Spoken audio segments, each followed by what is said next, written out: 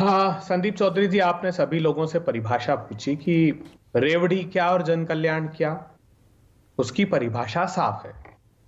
जो मोदी सरकार और मोदी जी घोषणा करेंगे वो जन कल्याण कहलाएगा, और जो प्रतिपक्षी दल घोषणा करेंगे वो रेवड़ी कल्चर कहलाएगा।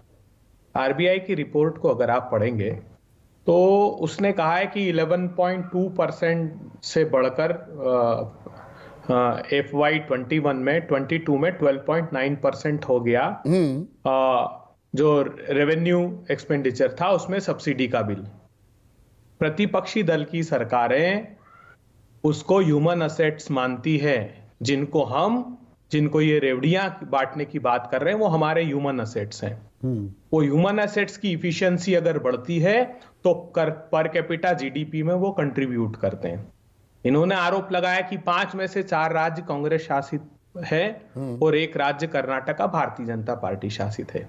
अगर आरबीआई ढंग से स्टडी करता तो पाता कि जो बहुत सारे भाजपा शासित राज्य और बहुत बड़ी संख्या है, आज समय नहीं है तो उसका भी विस्तार देता, उसमें जो उनके फाइनेंशियल असेट्स हैं उनको उन्होंने कैपिटल एक्सपेंडिचर में बताया है। उनके वो फिजिकल असेट्स नहीं है। उदाहरण के लिए देता हूं, जैसे मेरे मध्य प्रदेश में एमपीबी को उन्होंने लोन दिया, वो फाइनेंशियल असेट्स में बता दिया और कैपिटल एक्सपेंडिचर का आउटले उनका बढ़ा हुआ दिखता है। ये आरबीआई की एक चिंता है, गिरवी भी रखी जा रही हैं संपत्तियां और उसका ब्यौरा लेखा जोखा बजट में नहीं होता। हाँ, अब संदीप जी बड़ी बात क्या है?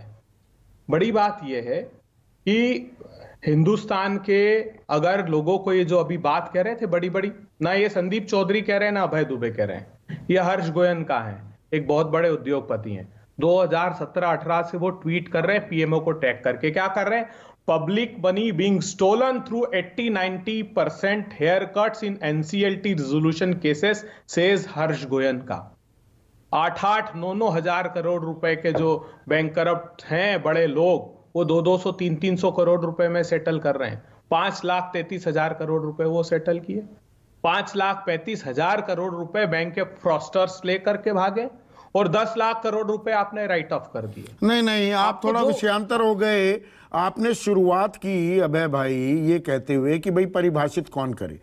ये परिभाषित, हम परिभाषा क्यों नहीं तय कर लेते कि रेवड़ी क्या है और जन कल्याण क्या है? देखिए तो सुप्रीम कोर्ट भी कह रहा है। मैं बताता हूं आपको क्या है जन कल्याण। अगर मोदी जी उज्ज्वला बहनों को ये कहते कि उज्ज्वला बहनें, मैं आपको 8 करोड़ उज्ज्वला बहनों को सिलेंडर जो गैस का है वो सस्ती दरों में सब्सिडाइज दूंगा, उसके बाद उन उज्ज्वला बहनों को 1,000 रुपए में अगर सिलेंडर लेना पड़े, 800 रुपए में सिलेंडर लेना पड़े, तो राज्य की सरकार कह रही है कि हम 500 रुपए में आपको मुहैया करा देंगे।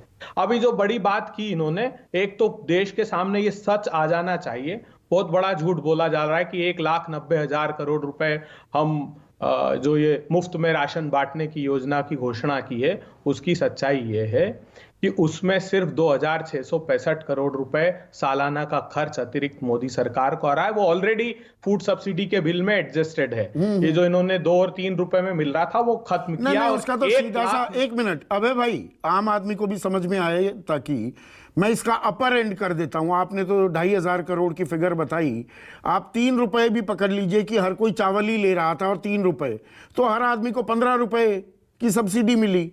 महीने में 15 रुपए 180 रुपए हो गए, साल के 80 करोड़ लोगों को दिया। आप गिन लीजिए कितना हुआ, ज्यादा से ज्यादा भी तो ये 2 लाख करोड़ या 1,92,000 करोड़ तो नहीं है। बात जारी रखिए। नहीं संदीप जी, वो देखिए, वो आपका तर्क ठीक इसलिए नहीं है, वो अलग डिबेट है, मैं उसमें जाऊंगा, क्योंकि इकोनॉमिक कॉस्ट कैलकुलेट की जाती है जो चावल की 4,000 रुपए के करीब आती है और 2,990 रुपए के करीब। चलिए मैं एक आसान करने के लिए कह रहा था, मुद्दे पर रहते। हाँ नहीं ठीक है। अब इससे दूर हटते हैं।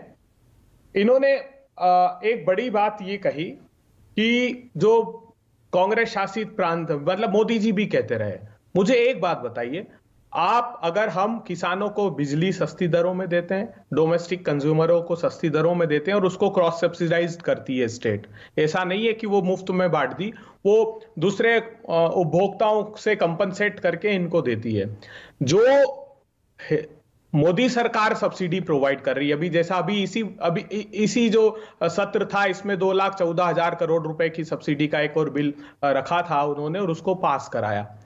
वो रेवेन्यू रिसिप्ट्स का 25% हो जाता है।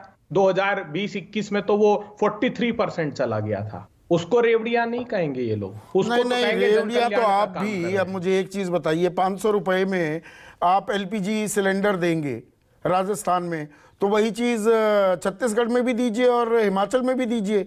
तीनों जगह सरकार हैं, क्या साइलोज में काम कर रहे हैं? आपकी एक सरकार नहीं, कुछ देती है, दूसरी सरकार कुछ देती है। देखिए, हर एक प्रांत के परिस्थितियों के अनुसार हम लोगों का अनाउंसमेंट्स हैं। हम छत्तीसगढ़ में जैसे धान खरीद रहे हैं हम किसानों से, अधिसंख्य किसानों से, तो किसी ना किसी तरीके से हम उन लोगों को अधिकार संपन्न कर रहे हैं जो समाज की अंतिम पंक्ति में खड़े हैं। हमने 300 यूनिट तक बिजली मुफ्त की अगर घोषणा की तो ऐसा नहीं था। कांग्रेस पार्टी का हर अनाउंसमेंट इकोनॉमिकली, हमारी एक नेशनल लेवल पर कमेटी है, उसमें असेसमेंट करते हैं। चिदम्बरम साहब जैसे ओपीएस में इन्होंने हर किया ना, मैं ओपीएस को भी, पुरानी पेंशन योजना गाजे बाजे के साथ आप कह रहे हैं लागू करेंगे, वो तो ठेंगा दिखा दिया। पीएफआरडीए ने भी, वित्त सचिव ने भी और वित्त मंत्री ने भी कि एनपीएस के पैसे 35,000 करोड़ वो तो नहीं देंगे, हम वो दे ही नहीं सकते, वो तो लग चुके, उनका निवेश हो चुका।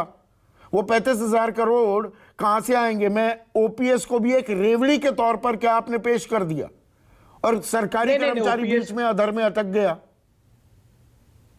नहीं संदीप चौधरी जी, हमारा उसमें क्लियर कट थॉट है। मैं इसलिए उस पर ज्यादा अभी डिबेट नहीं कर सकता, क्योंकि वो एक आंतरिक मूल्यांकन हमारा चल रहा है, और हम बहुत सफलतापूर्वक उसको, मैंने उस दिन भी आपके शो में इस बात को कहा था।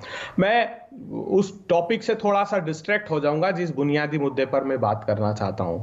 हम समाज के अंतिम पंक्ति में खड़े हुए लोगों को न्याय देना चाहते हैं।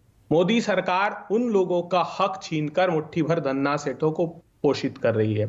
अगर हम किसानों को सस्ती बिजली दे रहे हैं तो क्यों दे रहे हैं? क्योंकि 25,000 रुपए हेक्टेयर उनकी कॉस्ट बढ़ गई। मोदी सरकार ने कहा कि 27 रुपए प्रतिदिन की उनकी आमदनी रह गई। तो क्या ये हमारा दायित्व नहीं कि हम किसानों को अधिकार, जैसा तो ये मुफ्त में